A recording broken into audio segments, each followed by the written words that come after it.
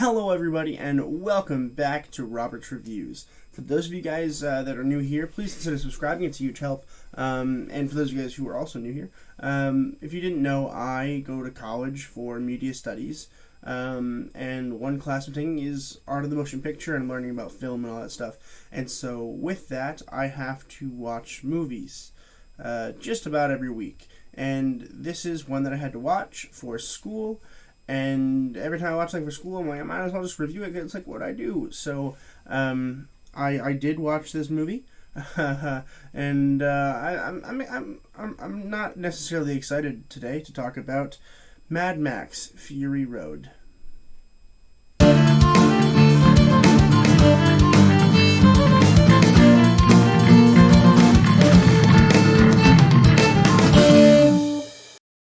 Mad Max: Fury Road was released in 2015. It was written by George Miller, Brendan McCarthy, Brendan McCarthy, and Nick Lathoris, and directed by George Miller. I apologize if I seem like spaced. I'm exhausted. I'm filming this on the day where we get one less hour of sleep because of the time change, and I worked 9 hours yesterday, so I'm very tired. And what I meant earlier by I'm not really excited to talk about it is I don't like it as much as other people have liked it. I didn't hate the film. I didn't not like it.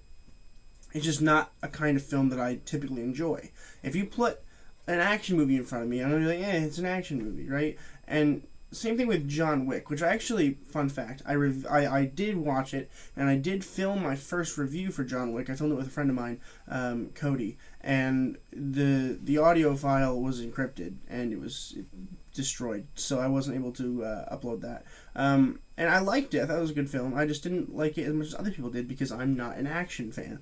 And so, of course, watching this movie was kind of hard for me because it's a 2-hour-long movie of just straight action. And while I think it was a good film and I enjoyed watching it, I'm not going to give it an awful grade because it was a good film. Like it's a good movie. I just didn't like it. So I'm going to observe it from a perspective that is at least semi-not biased towards action movies. And the fact that, like, at least it had a narrative. Was it a good narrative? No. I don't think it was. Did it have a good villain? Yes. I actually think the villain was really good in this movie. I don't think he was great, but I don't think he was bad. I think he had good motive. For those of you who are curious, this is a non-spoiler review. I am getting into the motive of doing non-spoiler reviews for you guys. So I'm not going to spoil anything for the film. But there isn't a whole lot to spoil, because basically it's just one big, long car chase. Really what it is, it's a fun little, travel movie. But they're traveling from a really awful place to what is supposedly going to be a really good place. And with that entails a bunch of bad guys following you. And essentially, the way the movie works is we have a guy named Max, obviously, and Max becomes what is called a blood bag. So he is basically donating blood. Or I shouldn't say donating, it's not by choice. Somebody tied him up and was like, hey, you're going to give me your blood. And he's like, alright. And then he gives him the blood to keep him alive, essentially. And then the bad guy is like, hey, I need these women. Where are my women? He's impregnating a bunch of women to find the perfect, son, so that way he can take over the throne when he dies, which is a cool motive. Is it very strong? No. Is it a cool motive? Yes. I think it's at least partially original. I haven't seen anything recently with that motive, so I'm pretty happy that it was at least semi-original. And what we see happen, essentially, is a girl takes these women, puts her in her car, and drives away. And they're like, oh, we need to catch them because those are my women. And so they're like, okay, car chase. And then they do that for 2 hours. And eventually Max gets his way off of the blood bag thing, and they kind of befriend the guy that was originally, taking the blood from him. And that's really it. There's really not a whole lot of dialogue. There's a whole lot of car chase, a lot of really great action that you can tell is in person and real. You can tell that it was stunts, at least most of it. There's some of it where I was like, but most of it I do believe was actual stunts. I don't think they were actually performed by, like Tom Hardy and stuff like that. He might have done a few of them, but I think there were a lot of stunt doubles in this film. In terms of CGI, not a whole lot of it, although I am extremely impressed with Charlize Theron's arm. They replaced her arm from here down with a prosthetic, a metal prosthetic. And I gotta tell you, That was really, really, really cool. That was extraordinarily well done. I'm wondering if she was wearing a glove, and then from here to here was just removed, which is possible. But I don't know. I mean, I really don't know. It was some really good green screen work, I assume. I was like, as soon as I saw it, I was like, oh, I can see through that really well, which, like, you should be able to. We're in 2015. But, like, some people just don't do it very well, and this was very well done. I was very happy with that. And I was really overall pretty happy with the film. I just wasn't happy with the narrative not being particularly in your face. You guys know I love, comedies. I love drama movies. And this just wasn't for me, which is fine. But I am excited to talk about the acting because I think the acting is pretty good. So let's start with Tom Hardy as Max. Tom Hardy is a very versatile actor. Like, really, really, truly. Just recently, I watched Inception, which had Tom Hardy in it. Completely different person. I watched this, and a completely different person. I watched Venom when it came out, and was like, okay, that's Tom Hardy. Wrong.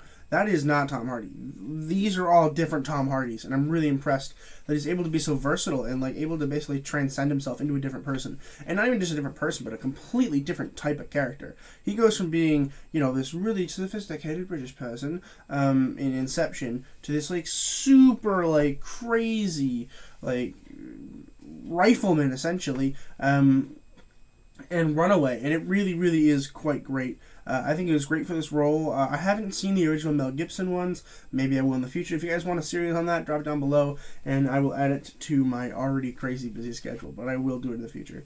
I'll probably do it anyway, but if you want it, comment. And if you guys want to see any requests, drop in the comment down below, and I'll add it to the list. It's a long list, but we're getting somewhere. But I think that's going to do it for Tom Hardy, for me talking about Tom Hardy. I could talk about him all day. I think he was really great in this film. I don't know how many of his own stunts he did. I'm assuming not too many, but he was really, really good in this film. Charlize Theron as Imperator Furiosa. Really great.